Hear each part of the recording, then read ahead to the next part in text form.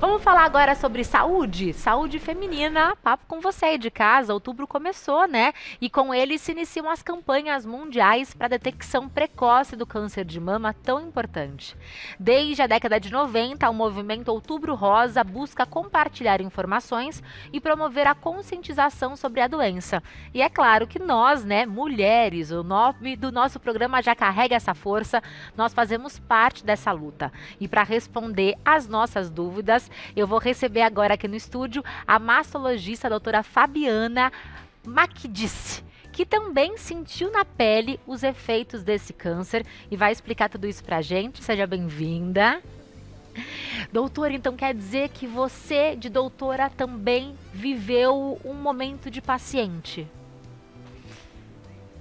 Paciente, coisa que pode acontecer com absolutamente qualquer pessoa, com qualquer profissão, né? Visto que é o câncer mais frequente entre as mulheres. E não existe apesar de existir uma teórica idade, é importante que a gente diga que é o câncer mais frequente nas mulheres, é o câncer que precisa ser comentado, falado, e existe essa necessidade da campanha, porque apesar de todas as campanhas, nós ainda temos uma alta mortalidade. Porque normalmente, ainda no Brasil, nós temos diagnósticos muito tardios. O ideal seria que a gente tivesse diagnóstico mais precoce, porque apesar da frequência ser elevada, nós teríamos mais pacientes sendo curadas com tratamentos menos agressivos. Então, por esse motivo que é super importante a gente vir a programas como esse, né? Então, muito obrigada pela oportunidade para falar sobre esse tema tão importante, que apesar de as pessoas às vezes não quererem conversar sobre ele, está muito mais presente do que se imagina. Então, é importante a gente conhecer, falar, saber, né? Então, essa educação é importante e isso é o que a gente vai fazer aqui hoje. Nós que agradecemos. E quando a gente fala que esse é um câncer, que é o câncer que mais acomete as mulheres, quando eu tenho um diagnóstico precoce, qual que é a minha chance de cura? Ela aumenta em quantos %? Bom, eu acho que é importante a gente dizer que quanto maior é um câncer, quanto mais tempo esse câncer demora para ser diagnosticado, maiores vão ser as necessidades de tratamento para que uma cura seja conseguida. Eu não gosto muito de falar sobre cura, Pamela, assim, porque eu acho que nós nos curamos todos os dias de alguma coisa. Então, é óbvio que quando alguém recebe o diagnóstico de câncer, a primeira pergunta que vem à cabeça é: eu tenho cura? E sim, existe a cura para mais de 95% das vezes quando um diagnóstico é muito precoce.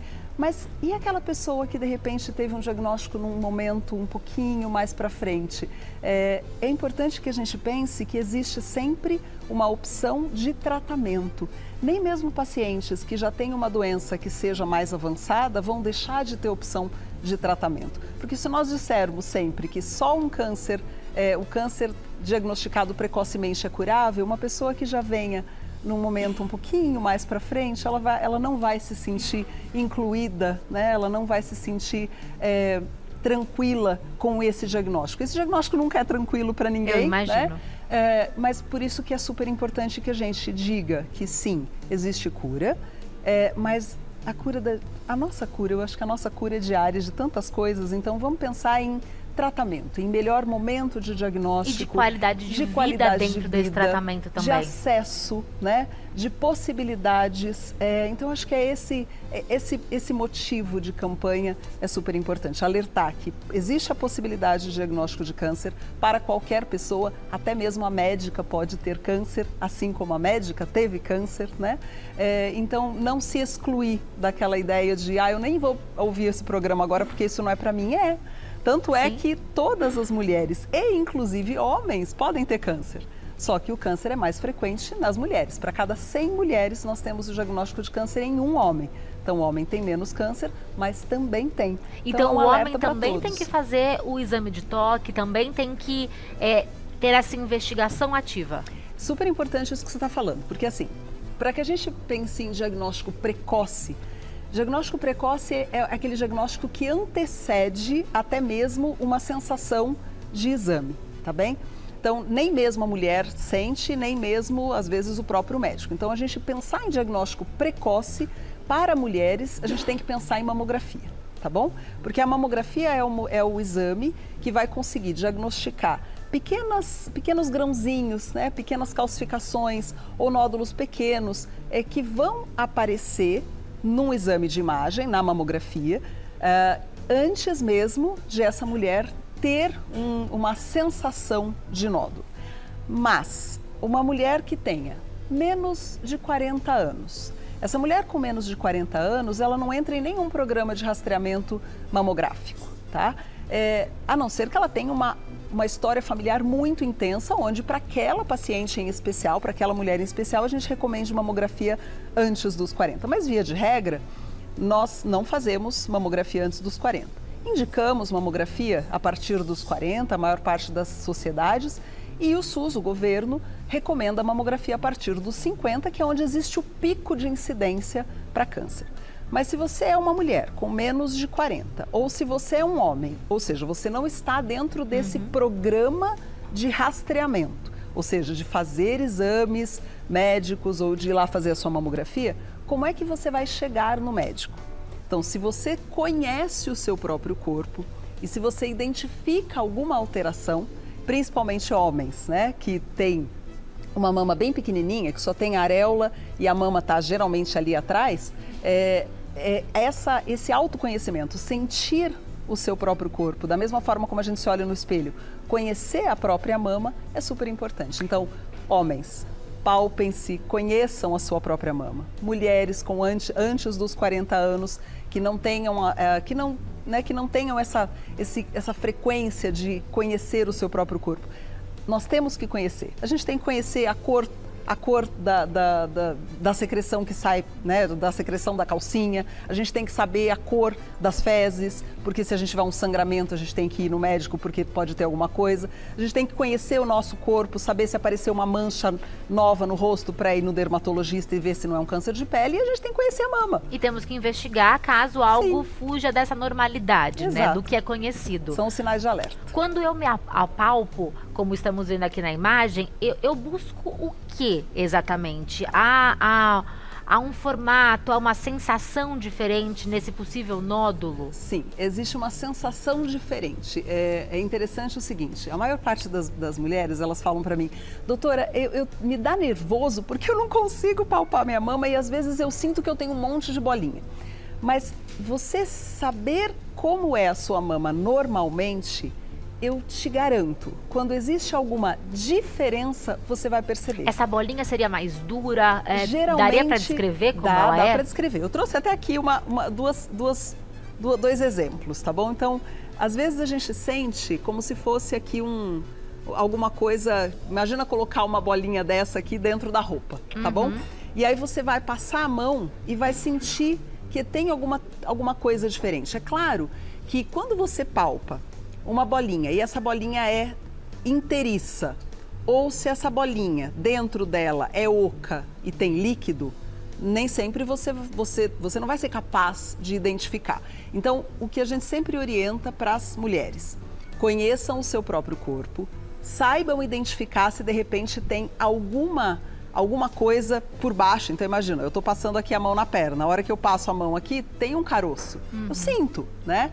Mas eu só vou perceber isso se eu costumeiramente já passei a mão na minha perna alguma vez, né? Se eu nunca me palpei, eu não vou saber.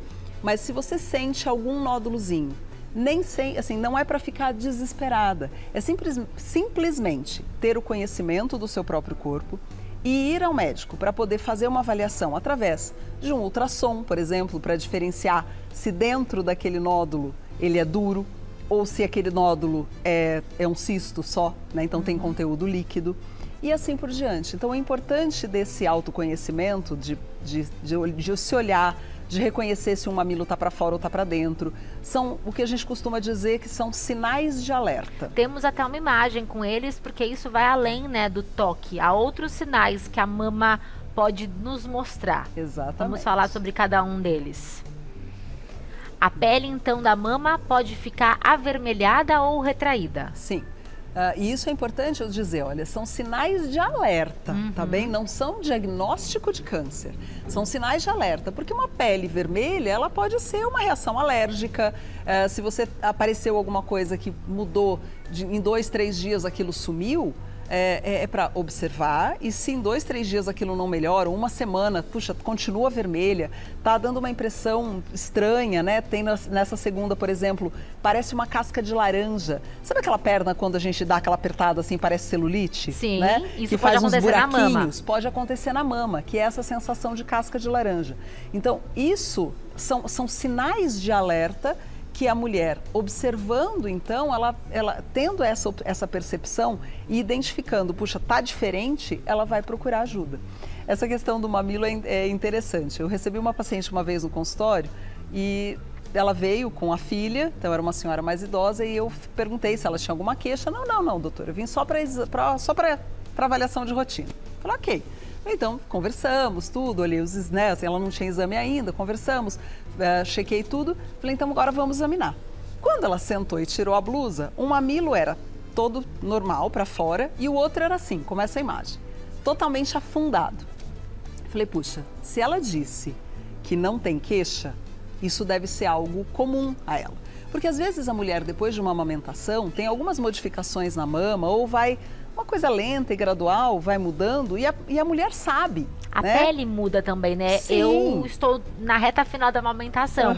A pele do meu seio não é igual. Sim, existe uma mudança. A pele mudança. de antes de amamentar. Exatamente. E depois a gente fala sobre a amamentação, não me deixe esquecer. Mas esse mamilo dela era para dentro. E aí eu virei para ela e perguntei, falei, mas... e aí, dona Maria? Então, sempre a sua mama sempre foi assim, né? A senhora não tem queixa nenhuma, sempre foi assim. Assim como, doutora? Falei, um mamilo pra frente, ó, dá uma olhadinha, ó, tá vendo? Esse tá pra fora e esse tá pra dentro. Eu juro por Deus, ela olhou e fez assim. Nunca tinha percebido?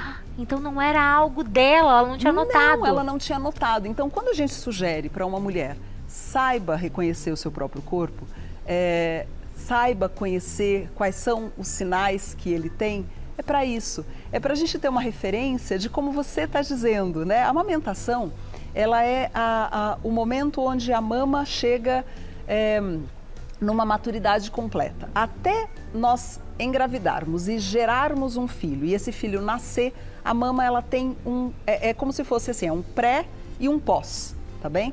E a mama atinge a maturidade completa só quando o bebê nasce, tá bem? Então é como se fosse uma mama imatura e depois ela vira uma mama madura, tá?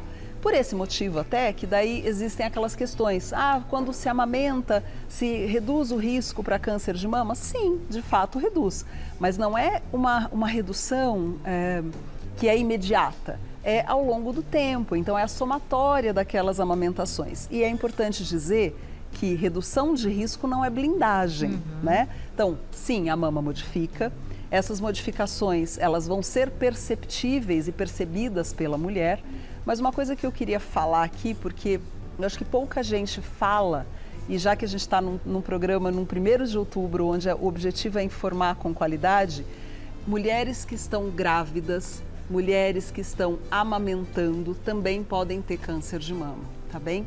E uma das nossas maiores preocupações é quando essa mulher acha que aquele nódulo é um leite empedrado e que a sua ginecologista ou a sua obstetra também considera assim e não dá seguimento a uma investigação.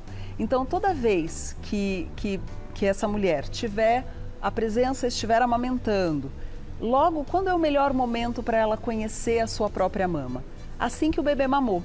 O bebê terminou de mamar e existe aquele esvaziamento, porque a gente sente, né? A mama fica super inchada e de repente a mama vai desinchando. Nesse desinchar é o melhor momento para a mulher se palpar. Então, checar tudo, né? Dar aquela palpada, sentir, porque mulheres durante a amamentação e mulheres gestantes também podem ter câncer de mama. E manter também, né, os exames periódicos em dia, mesmo estando amamentando ou estando gestantes. Um relato pessoal, eu fiz ultrassom de mamas, eu não tenho 40 anos ainda, e eu fiz semana passada. E eu estou amamentando, a profissional que realizou perguntou se eu estava amamentando, porque há modificações que aí elas já entendem que são esperadas na minha mama. Uhum. Nós temos outros sinais também aqui, ó, de alerta para mostrar, que são pequenos nódulos nas axilas ou no pescoço. Eles estão também ligados ao câncer de mama. Estão ligados, Pamela, porque existe uma drenagem da mama. Então, toda vez que a mulher tem um diagnóstico de câncer de mama, se ele for do tipo invasivo, existe é como se você tivesse um grande tubo, tá bom? Então, o câncer ele aparece no ducto e esse câncer ele tá ali interno. Se existe o rompimento dessa parede do ducto, ele vai furar e esse perfurado, essa célula ela tem possibilidade de cair no ducto linfático e ir para a axila, ou até ir para aqui, para essa região do pescoço, ou cair numa corrente sanguínea. Por esse motivo que o diagnóstico de câncer assusta, porque é uma doença que começa uma proliferação e ela tem risco de sair do lugar de onde ela nasceu e ir para outros lugares para onde não era para ela ir, né? Ela começa a ocupar espaço, um espaço que não era para ela.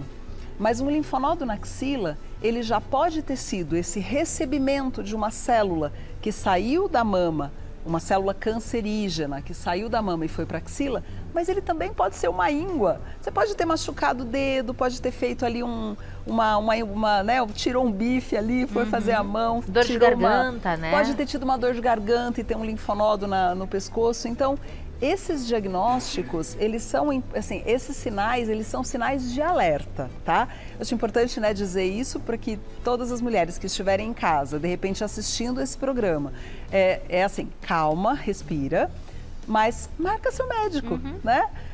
Outra coisa também, secreção sanguínea pelo mamilo.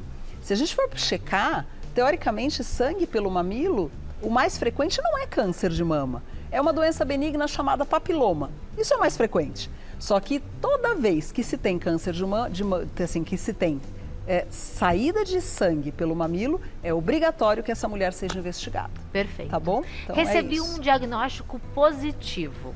O que é que eu devo fazer? Quais são as medidas, as providências? O que é que vai acontecer com a minha vida? Bom, primeiro respira, né?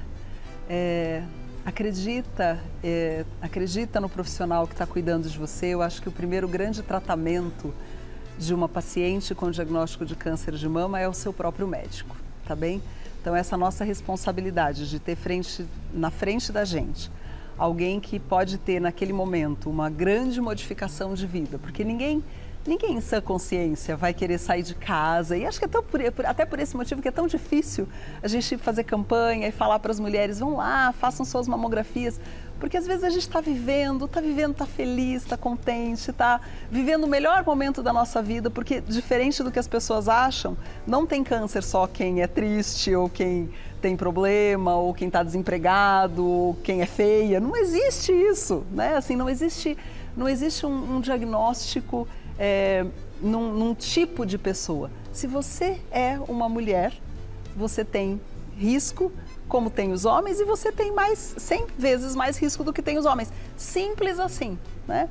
Então, mas você sair de casa num momento de vida onde você pode estar super feliz, ou você pode estar, como todas as mulheres que somos, assoberbadas, cheias de coisas para fazer, e ainda sair e receber um diagnóstico de algo que vai dar uma parada na sua vida, é um peso grande demais. Então, nesse momento, Pamela, a gente tem que usar de muita empatia com essa mulher para entender que às vezes ela está com a compra no carro, às vezes ela está com o filho para ir buscar na escola, às vezes ela está passando por um momento super difícil dentro da própria casa, e além disso, ela ainda vai ter um diagnóstico de câncer, e pensar que nem sempre essas mulheres têm acesso aos melhores tratamentos, aos melhores médicos ou às melhores possibilidades. Então, é tudo isso junto. Então, não é um diagnóstico fácil. Eu sofro, por mais que eu já tenha dado inúmeros diagnósticos de câncer, sempre é o primeiro, porque sempre aquela pessoa é a primeira vez que ela está ouvindo aquele diagnóstico. Então, não é fácil. Mas viver não é fácil, né? Eu costumo dizer, e eu falo até em casa para os meus filhos, que a gente não fez um contrato, não fizemos um contrato de vida que assim, vamos nascer, vamos viver e a vida vai ser linda, maravilhosa e não vamos ter problemas nessa vida. Então, encarar os nossos problemas de frente, conhecê-los, se informar, procurar uma rede de apoio. Ah, doutora, mas eu não tenho uma rede de apoio em casa. Tudo bem, realmente não é todo mundo que tem uma rede de apoio em casa. Eu tive. Eu tenho realmente muita gratidão por ter tido, mas não é toda mulher que tem. Então, procurar. Então, existem grupos de apoio, existem ONGs, pessoas que se dedicam a, muitas vezes, pessoas que já passaram pelo diagnóstico e que sabem da dificuldade que é esse momento, e elas vão lá, elas pegam, elas guardam a dorzinha delas no bolso e ajudam a cuidar da dor de alguém, né? Então, sempre existe formas de você se cuidar. E começar uma trilha que vai ser muito personalizada. Então, antigamente, Pamela, todo mundo achava que ter diagnóstico de câncer era algo que era sempre igual, né? E as pessoas se comparavam muito. Aliás, ainda se comparam, tá? Mas sabe a história da nossa mãe que vira e fala assim, você não é todo mundo? Sim. Né? Então, é isso aí, tá bom? Nós não somos todo mundo. E cada mulher que tem um diagnóstico, esse diagnóstico ele é diferente. E esse tratamento, que a gente diz que é personalizado, ele tem esse foco, é descobrir qual é o tipo de câncer que essa mulher tem. Então, isso tem que exige-se disso uma biópsia bem feita, tá bem? Para entregar todos os resultados que vão identificar o nome, o sobrenome, o CPF desse tumor, tá bom? Porque não é tudo igual. Ah, eu tive câncer de mama, eu também, ok, mas qual foi o seu? E aí, sabendo qual é o tipo, eu consigo encontrar o tratamento ideal. E qual a extensão dessa doença. Então, você pode ter um mesmo tipo, mas o dessa paciente tem 1 centímetro e o dessa tem 6. Os tratamentos não vão ser semelhantes porque cada pessoa descobriu numa fase diferente. E é por isso que a gente fala sempre que é o mesmo, quando a gente faz comparação do mesmo tipo de câncer, qual é aquele que vai ter um tratamento menos caro, e não menos caro financeiramente, menos caro em relação a um investimento emocional, físico, financeiro e de tudo em relação a uma mulher, quando esse tumor é menor, tá bem? Então, em relação a tudo, né? Sempre que a gente faz um diagnóstico mais precoce, os tratamentos são menos invasivos. A gente tem provavelmente menos necessidade de uso de vários remédios ou de várias terapias. E a tecnologia segue também, né? A pesquisa segue crescendo. Sim. Hoje muito se fala de um novo medicamento que é o amoxicilina. Tamoxifeno, algo assim? Tamoxifeno. Esse, perfeitamente. E esse medicamento, ele ajuda na diminuição da recidiva do câncer? Sim. O tamoxifeno, a maior parte das mulheres quando tem câncer são aqueles cânceres que a gente chama de hormonais, tá bom?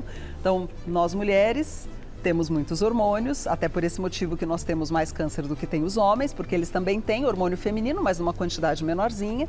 Então, o tamoxifeno, ele é um remédio que é utilizado tanto nas mulheres em pré-menopausa, ou seja, aquelas que ainda têm ciclo hormonal, e nas mulheres na pós-menopausa. Então, é aquele que ele pode ser usado por todas as mulheres. Então, como o câncer invasivo, que responde ao hormônio, ou o câncer in situ, que é aquele que está só dentro do ducto, que também responde ao hormônio, ele acontece em 65% das mulheres. O tamoxifeno é um grande parceiro em relação ao tratamento, né? Porque é uma medicação que já tem muitos anos, acho que talvez seja dos medicamentos oncológicos aquele que mais vidas já salvou, porque a maior quantidade de mulheres que tiveram câncer, que têm câncer, são hormônio dependentes e ele faz esse bloqueio hormonal. Não é um medicamento fácil de ser usado, existe muita queixa relacionada ao uso do medicamento, porque você vai induzir uma menopausa numa mulher para que ela tenha esse benefício do tratamento, mas você pode, de repente, precisar induzir uma menopausa numa mulher muito jovem, onde os sintomas não vão ser sutis e vão acontecendo como uma menopausa normal, que você vai chegando perto dos 50, de vez em quando você sente um calorzinho, de repente você começa a perceber uma coisa aqui, outra coisa ali. Não, quando você usa o medicamento, ele pode, de uma forma, assim, de um dia para o outro, ele induz uma menopausa. Mas é, de fato, o medicamento mais utilizado, poderia dizer, né, pelas mulheres, e que acho que talvez na história da medicina e do câncer de mama, talvez tenha sido aquele que mais curou e que cuidou de pacientes. E que é uma das várias opções, né, de tratamento que nós temos, de tratamento, né, não de prevenção. Falando em prevenção, o diagnóstico precoce, a gente fala sempre sobre isso, da importância dele e de reconhecer o corpo e todos os sinais, mas há também aqueles mitos e verdades sobre o que eu não devo de jeito nenhum fazer para evitar ter um câncer de mama. Eu acho que no topo dessas falas a gente encontra os anticoncepcionais e encontra também a reposição hormonal. Muitas pessoas trazendo que são 2 fatores que aumentam a probabilidade do câncer de mama. Isso é fato ou é mito? Tá. Então vamos lá. Vou pensar bem do jeito que eu vou falar para responder, porque isso é super importante. Qualquer hormônio adicionado ao organismo, se eu estou dizendo que as mulheres têm mais câncer de mama porque têm mais hormônios do que os homens, sim, hormônios têm um papel dentro da promoção e do diagnóstico de câncer de mama. E existem trabalhos que realmente mostram que quando você usa muitos anos do anticoncepcional ou quando você usa mais do que 5 anos de reposição hormonal, se você faz uma comparação entre uma mulher que nunca fez uso e uma que faz uso, existe sim um aumento, mas é um aumento que a gente chama de um aumento relativo.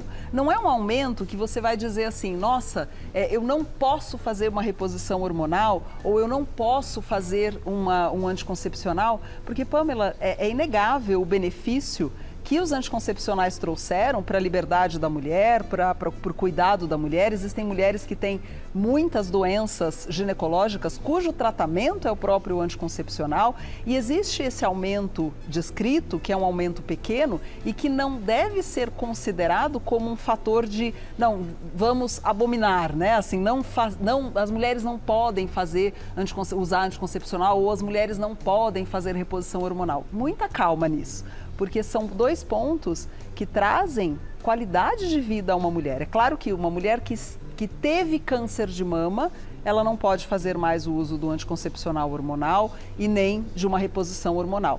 Mas se essa mulher não teve câncer de mama, a gente tem que conversar com essa mulher, explicar, sim, existe um número pequeno de aumento, né, desse risco, mas vamos trazer para números, tá bem? Então imagina que existem 2 salas aqui. Numa sala existem 100 mulheres que não vão fazer reposição hormonal e nessa outra sala 100 mulheres que fazem reposição hormonal. Vou até ficar com a bolinha aqui para lembrar que essa sala é a que faz reposição hormonal. Fica quieta aí. Não tem jeito, deixa ela aí. Essa aqui faz reposição hormonal. Dessa sala, das mulheres que não fazem reposição hormonal, estatisticamente vão sair 10 mulheres com câncer de mama. Então não é só porque ela não faz reposição hormonal que não vai ter câncer de mama. Sim, o hormônio que ela teve ao longo de toda a vida, porque ela é mulher, traz um risco de ela ter câncer de mama. Só que nessa outra sala, onde tinha todas as 100 usavam reposição hormonal, vai sair 12. Então vai sair 2 a mais. Então eu sou extremamente favorável ao uso da reposição hormonal, favorável ao uso do anticoncepcional, desde que essas mulheres tenham de fato a indicação, que façam isso de uma forma com a tutela de um médico, de um ginecologista. Eu não sou ginecologista, então eu recebo as pacientes me questionando se ela pode ou não fazer uso, e eu converso com as ginecologistas e pontuo para essa ginecologista os prós, os contras, para essa paciente tomar uma decisão junto à sua ginecologista, mas é inegável os benefícios de um anticoncepcional para as mulheres da modernidade. Ninguém está preparada, né, para assim, uma gestação consciente e responsável. Então, se você quer fazer uso do anticoncepcional, faça uso do anticoncepcional, faça seus exames, faça os seus cuidados que deve. E uma mulher que tenha também entrado numa menopausa, que tenha os seus 50 anos, que está extremamente queixosa, não tem nenhuma alteração na mama, mas por favor, faça uma checagem na sua mama antes de começar uma reposição hormonal. Não existe uma contraindicação.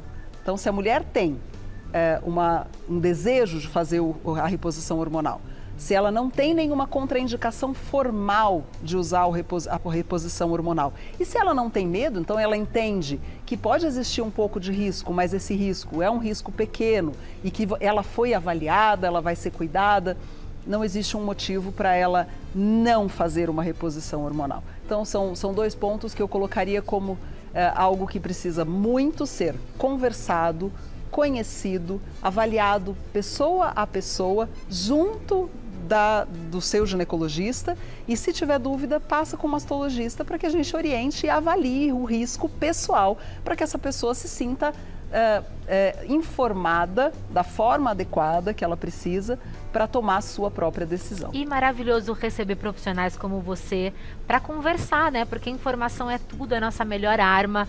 E nós aqui no Mulheres falamos sim sobre câncer de mama, não só em outubro, mas no ano inteiro, e sobre cuidados com as mulheres. Muito obrigada, é maravilhoso te ouvir como uma profissional que é, como uma mulher que passou por tudo isso e tem lugar de fala, entende as dores e como cuidar e acolher quem enfrenta essa doença. E você pode encontrar muito mais, tá? No @DRA Fabiana Macdice. Macdice é com K e 2 S. @DRA Fabiana Macdice. Muito obrigada, doutora. Prazer enorme conhecê-la. Muito obrigada a vocês pelo convite. Adorei estar aqui.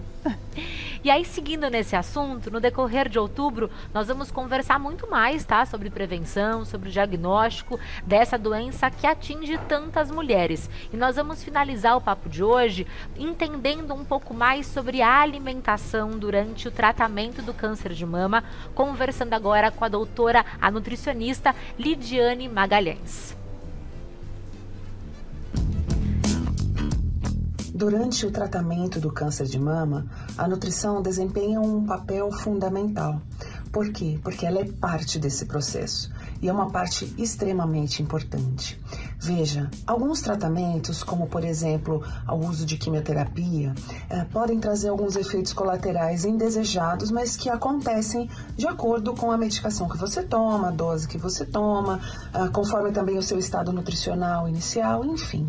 Efeitos como náuseas, vômitos, alteração de paladar, aquela sensação de um gosto esquisito na boca quando a gente se alimenta.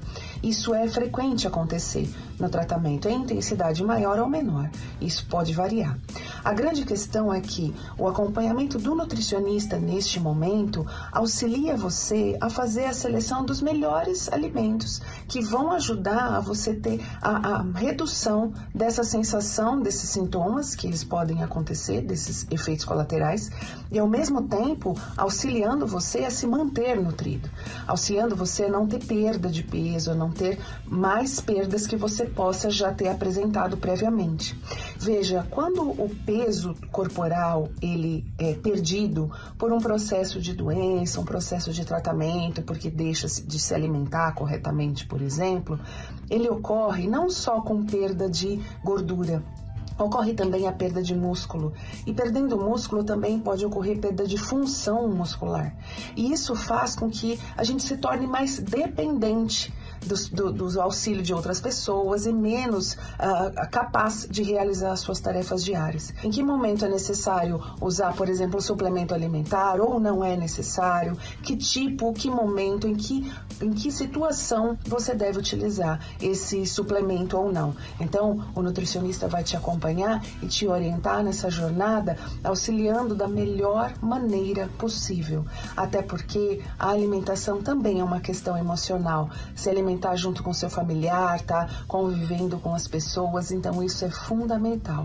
Então conte com o nutricionista para esse processo, para esse momento tão importante na sua vida.